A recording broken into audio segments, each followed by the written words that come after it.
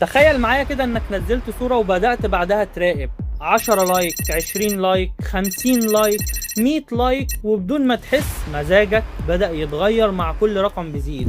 السؤال هنا، واحنا بقينا نستخدم اللايكات ولا اللايكات اللي بقت تستخدمنا؟ زمان كنا بنعمل الحاجة لأننا مقتنعين بيها، دلوقتي احنا بنعمل الحاجة عشان الناس تعجب بيها. تنزل صورة تستنى التفاعل، تكتب منشور تستنى الإعجابات، تعمل فيديو وتفضل تراجع الأرقام كل شوية. عارف الكلام ده هيزعل مني ناس كتير، بس المشكلة إن اللايك نفسه مش مجرد رقم، لأن كل إشعار جديد وكل إعجاب جديد بحفز المخ لإفراز مادة اسمها الدوبامين، وهي المادة المسؤولة عن الشعور بالمكافأة والمتعة.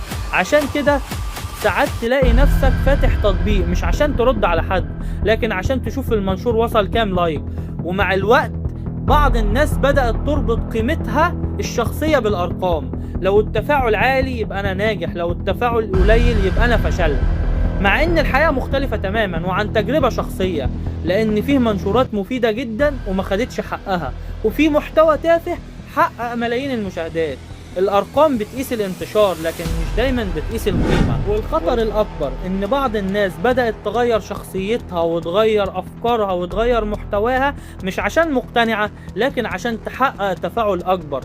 فتلاقي شخص بينشر حاجة مش مؤمن بيها، او يدخل في جدال، او يعمل اي حاجة تلفت الانتباه فقط لان الخوارزميات بتحب كده. وهنا السؤال الحقيقي، هل انت بتنشر عشان تقول حاجة مهمة ولا عشان تجمع لايكات؟ اللايكات جميلة والمشاهدات مهمة ومفيش حد بيكره النجاح، لكن المشكلة بتبدأ لما الارقام تتحول من وسيلة لهدف.